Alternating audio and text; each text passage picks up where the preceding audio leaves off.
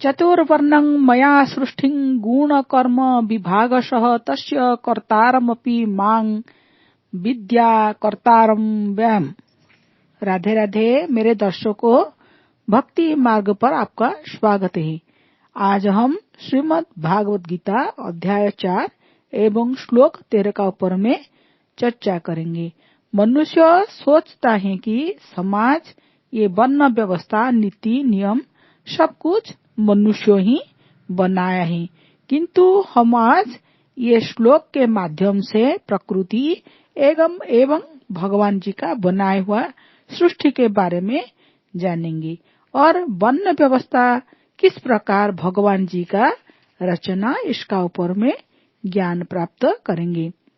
मेरे द्वारा मतलब भगवान जी के द्वारा गुण एवं कर्म का विभाग पूर्वक 4 वर्ण का रचना हुआ है।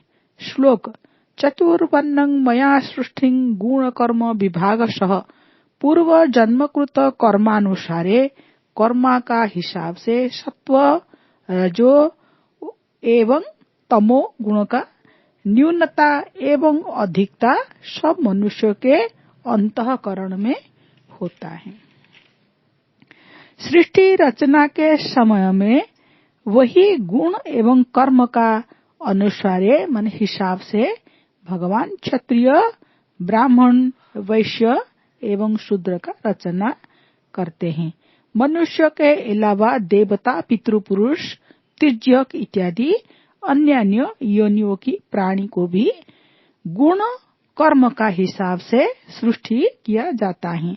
इस सृष्टि का रचना में भगवान जी को कोई भी विषमता नहीं होता है।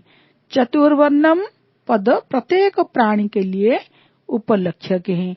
हर व्यवस्था में 4 वर्ण हैं, जैसे मनुष्य है, पशु, पक्षी, वृक्ष इत्यादि सबका 4 वर्ण में विभाजित है। मात्र यहाँ चतुर्वर्णम पद मनुष्य के लिए ही ग्रहणीय है, कारण मनुष्य को ही वर्ण विभाग का ज्ञात होता है और उसका हिसाब से वो कर्म करने की अधिकारी होता है। भगवान में 4 वर्ण का रचना किया है। भगवान अपना भाव व्यक्त करते हैं, इस पर कर रहे हैं कि सब मेरा ही अंश है। द्वितीयतः सब प्राणी का सुहृद होने के कारण सबका हित के प्रति मैं ही दृष्टि रखती हूँ, इसलिए ये मनुष्य अपना वर्ण का हिसाब से कर्तव्य कर्म द्वारा मेरा पूजन करना चाहिए। चतुर्वर्णं मया सृष्टिं गुण कर्म विभागशः, इस श्लोक से प्रमाणित तो होता है कि जन्म अनुसार ही जात स्वीकार करे। जिस मनुष्य जिस वर्ण का है और जिस माता पिता से जन्म हुआ है उसको वही जाति का और वर्ण के आधार ही मानना चाहिए। जन्म से ही जाति मतलब जात, जहाँ से आपका जात हुआ है उसी का हिसाब से वर्ण प्रमाणित हो जाता है और तदनुसारे माने इसी प्रकार ही कर्म कर्तव्य आपको करना चाहिए। ये व्यवस्था किस प्रकार होता है, जैसे कोई ऑर्गेनाइजेशन में सीईओ से लेकर गार्ड एवं हाउसकीपिंग लोग होते हैं और अपना अपना कर्तव्य कर्म करते हैं। सृष्टि का भी रचना भी इसी प्रकार ही हुआ है। और मैंने दूसरा एग्जाम्पल दे रही हूँ, जैसे स्कूल और कॉलेज में एडमिशन के टाइम में बच्चों लोग का मार्क परसेंटेज देकर स्कूल में कॉलेज में एडमिशन होता है। इसी प्रकार ये सृष्टि का रचना, ये वर्ण विभाग भी 3 गुण से लेकर बनाया होता है। सत्व, तमो और रज गुण, ये 3 गुण को लेकर ये वर्ण व्यवस्था भगवान ने रचाया है। अगर ये वीडियो आपको ज्ञान प्राप्त लग रहा है तो जरूर इसका ऊपर में कमेंट करिए और शेयर जरूर करिए मेरे साथ जुड़ी रहने के लिए और ज्ञान प्राप्त करने के लिए, और लाइक भी करिए। बहुत बहुत धन्यवाद। राधे राधे। ब्राह्मण क्षत्रिय विंशं शूद्राणां च परन्तपः कर्माणि प्रविभक्तानि स्वभाव प्रभवो गुणौ। श्लोक 41 एवं अध्याय 18 भागवत गीता। इसका ऊपर में ये भी वही वर्ण व्यवस्था एवं उसका भोग कैसे कराया जाता है, इसका ऊपर में अभी चर्चा करेंगे। यहाँ ब्राह्मण क्षत्रिय वैश्य के लिए एक पद एवं शूद्र के लिए अन्य एक पद का व्यवहार किया गया है। उसका तात्पर्य यह है कि ब्राह्मण क्षत्रिय वैश्य द्विजाति एवं शूद्र द्विजाति नहीं होते हैं। शूद्र का कर्म विभाग पृथक पृथक एवं कर्मानुसार शास्त्रीय अधिकार भी पृथक पृथक होता है। कर्माणि प्रविभक्तानि स्वभाव प्रभवो गुणौ।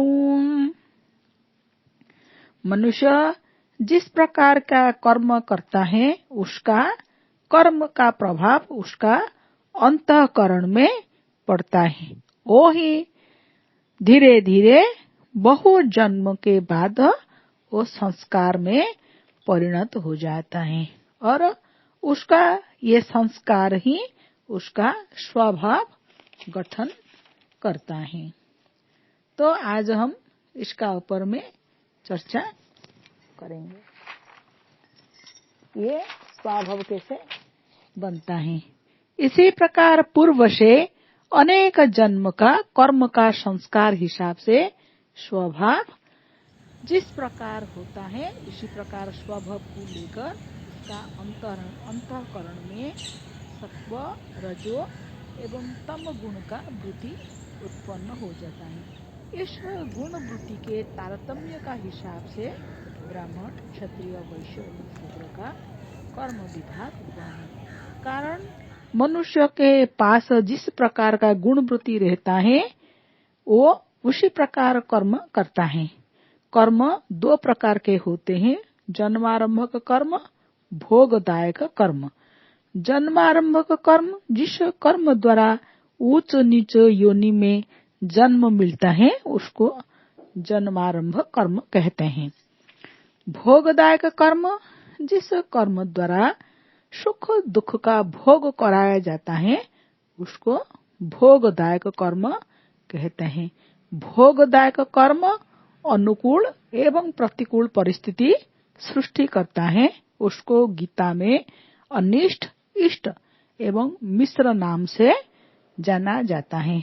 जन्मारंभक कर्म के माध्यम से भी भोग होता है एवं भोगदायक कर्म से भी भोग होता है।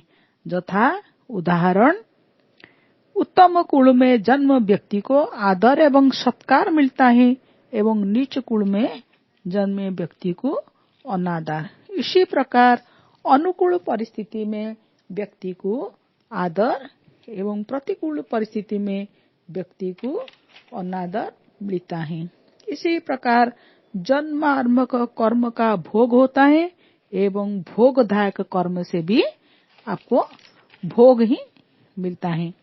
किंतु जन्मारंभक कर्म द्वारा जिस प्रकार जन्म मिलता है उसमें आदर अनादर रूप कर्म का भोग कम मात्रा में होता है। इस जन्म आरंभक कर्म एवं भोगदायक कर्म को ही लेकर व्यक्ति सुखी दुखी होता है। शास्त्र में कहा गया है कि पुण्य अधिक होने में जीव स्वर्ग लोक को जाता है एवं पाप अधिक होने के कारण जीव नरक को जाता है। पाप पुण्य समान मात्रा में होने पर जीव को मनुष्य जन्म मिलता है।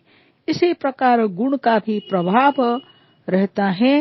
सत्व गुण का प्राधान्य से मनुष्य ऊर्ध्वलोक को जाता है एवं रजगुण को प्राधान्य से मनुष्य मध्य लोक को आता है एवं तम गुण का प्राधान्य से मनुष्य अधोगति को जाता है। सत्व गुण का प्राधान्य से ब्राह्मण, रजगुण का प्राधान्य एवं सत्वगुण का गौणता से क्षत्रिय, रजगुण का प्राधान्य एवं तम गुण का गौणता से वैश्य, तम गुण का प्राधान्य से शूद्र का जन्म होता है। इसी प्रकार पशु, पक्षी, वृक्ष ये सब चार चार प्रकार के भेद हैं।